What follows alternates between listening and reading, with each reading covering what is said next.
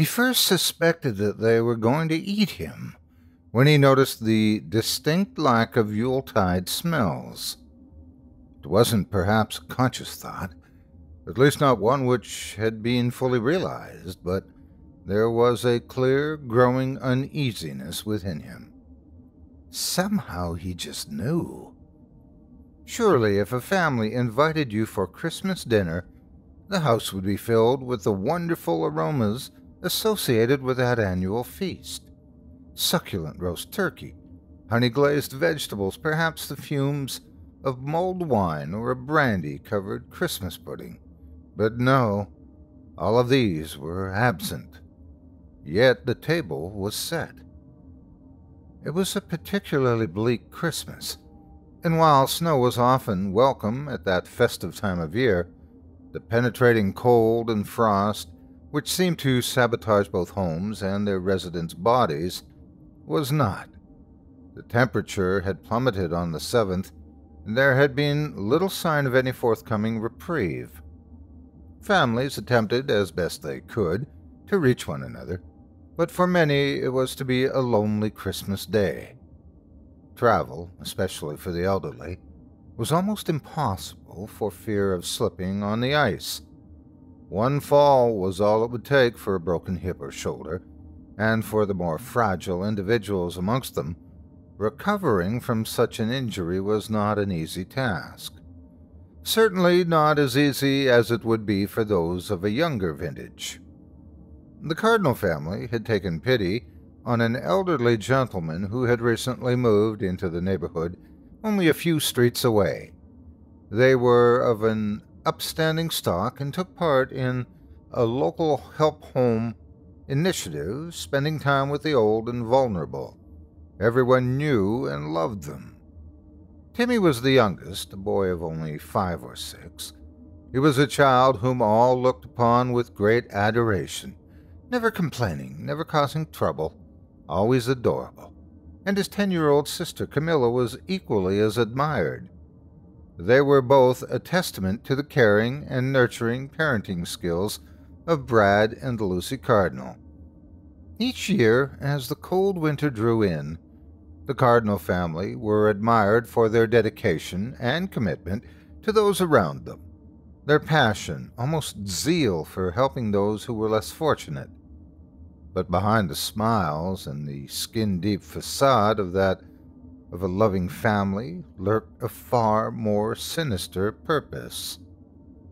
They had a tradition each year, a way to reward themselves for their kindness and generosity, one which stemmed back through many previous generations of the Cardinal family. Each Christmas, they would invite a guest for dinner, who would be welcomed with open arms into their home, sat down at a beautifully set table, provided with humorous and enjoyable Christmas conversation, and then, by the light of the roaring fire, the guest would be stabbed to death and eaten gratefully. They all reveled in the old tradition, with Timmy looking forward to it the most. He had a ferocious appetite and a waistline to match it, but children do get so wrapped up in the anticipation of a family Christmas, and his parents were delighted to see a growing boy fill his belly. Camilla was of a more quiet disposition than her stout little brother, slight of figure with a pallid complexion which was a reminder all of her mother. But make no mistake, she adored eating with the family and could render anyone silent with a sharp, cold insult. Brad was the local police chief for the area, so covering up their annual feast was quite the cinch, while Lucy was, shall we say, a relation of sorts and was entirely enthusiastic about maintaining the Christmas tradition. Their guests were invariably those without family and often of a ripe old age, forgotten by society, left to wither in their isolated little houses. Brad explained to the children yearly that it was almost a kindness to put the victims out of their slowly increasing misery, and besides, when they did eventually die, they would be shoved into a box in the ground or roasted into ashes. What a waste of good meat. This year, Timmy and Camilla were especially excited. It was all their mother could do to calm their nerves, but on that Christmas Eve it was nearly impossible, for they knew the special treat they were in for the following day. The Cardinals were hosting a most special guest. His name was Sergei Marrero, and he hailed from Eastern Europe.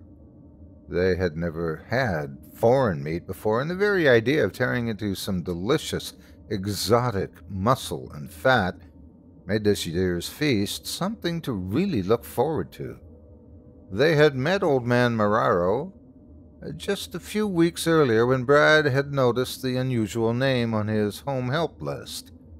Each year, as Christmas approached, the volunteers at the local church would be given names and addresses of pensioners in the area who had no family and would be left quite alone over the holiday season. At that festive time of year, and worried that many of the frailer residents might succumb to the biting cold, church committee members would visit each of these lonely individuals and offer a friendly ear, a helping hand, and often some hearty food to the poorest of those on the list.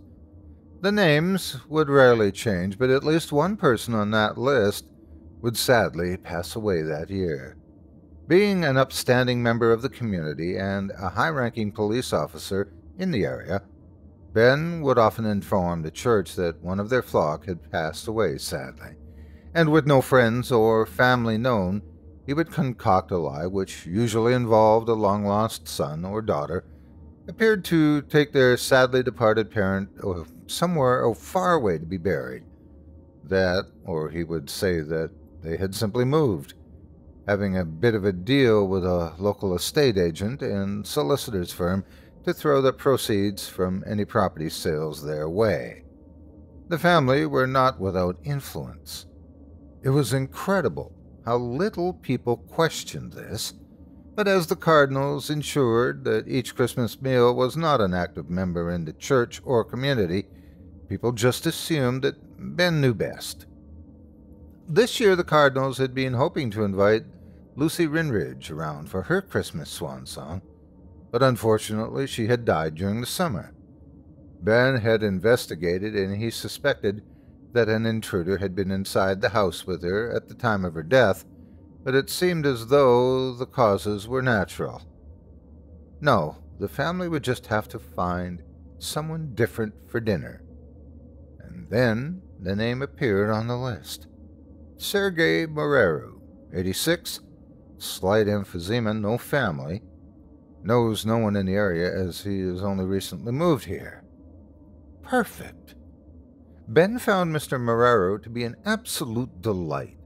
While he was obviously very frail, his mind was still sharp, and he regaled Ben with numerous colorful stories about the old country and the adventures he had while in the full bloom of youth.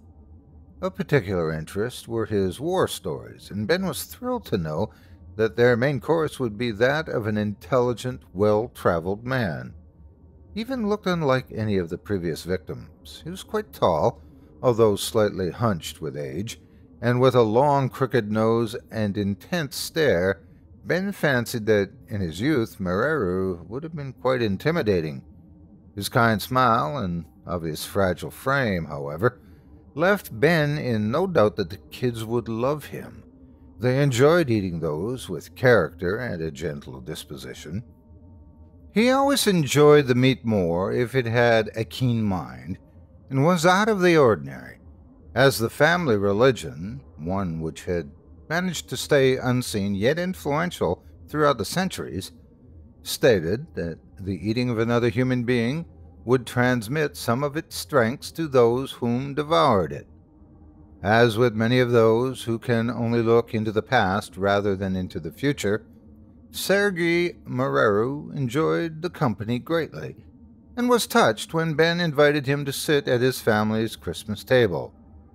The old man was extremely frail and required the assistance of both Ben and Camilla to help him in and out of Ben's car and then into the house. His emphysema was particularly bad that day, as each step was accompanied by the wheezing, fluid-filled sounds of struggling lungs. Each room of the Cardinal home was draped in a multicolored selection of rather crass Christmas decorations, with numerous cards adorning every visible table and mantelpiece, showcasing just how popular Ben and his family really were. The table was beautifully laid, with a red cotton cloth resting underneath an elegant cream dining set. The old man found that the rest of Ben's family were just as pleasant and congenial as he was.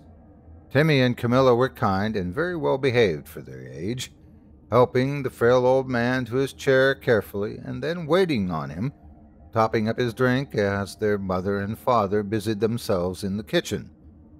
Finally, Lucy appeared carrying a huge centerpiece plate.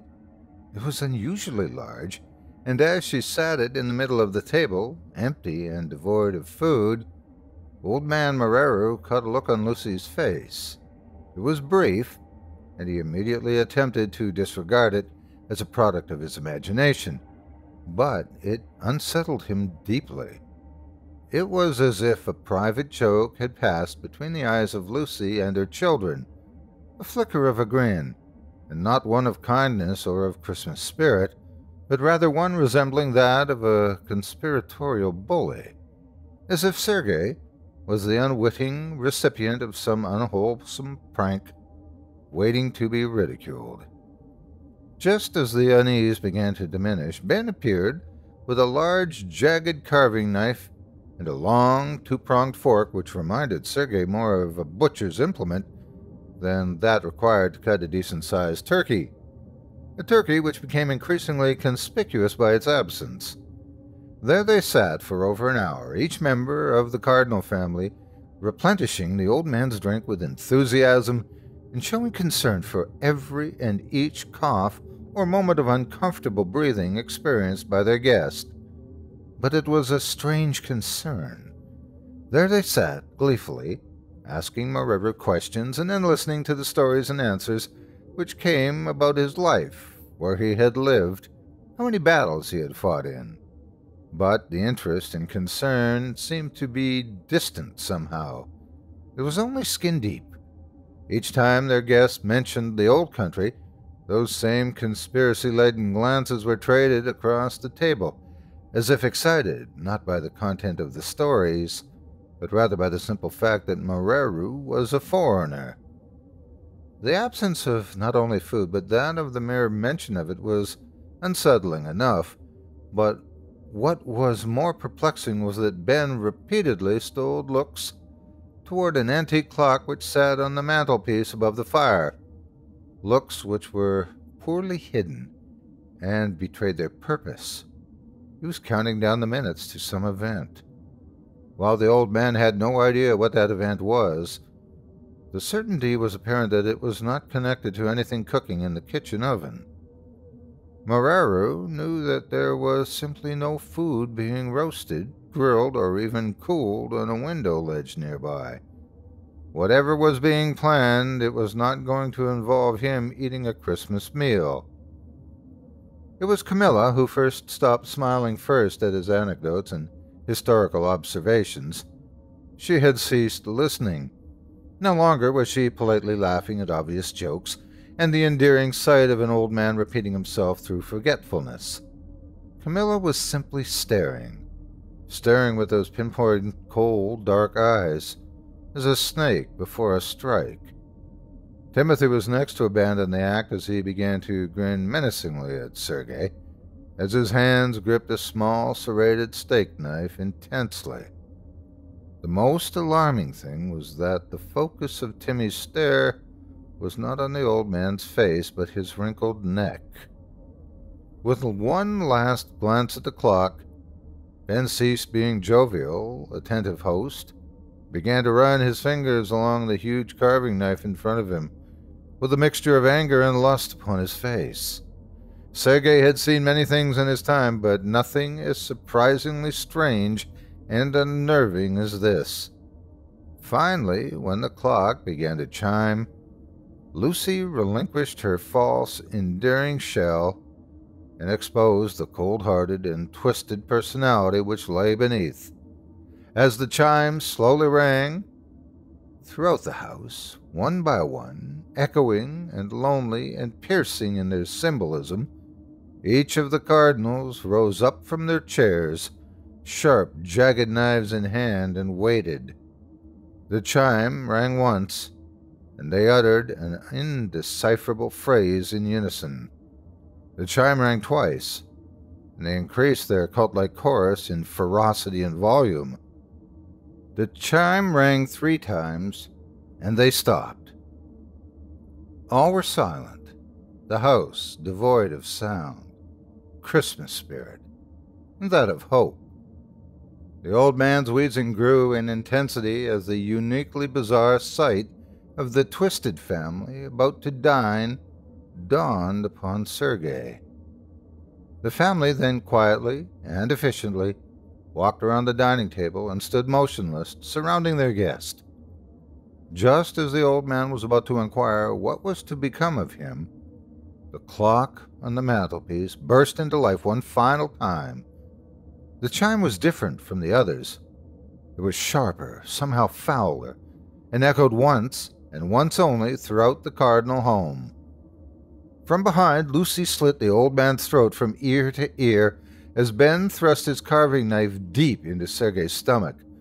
Both parents then removed their knives and stood back, watching with pride as Camilla cut and stabbed repeatedly, while Timmy thrust his steak knife in and out of Marero's legs, neck, and arms.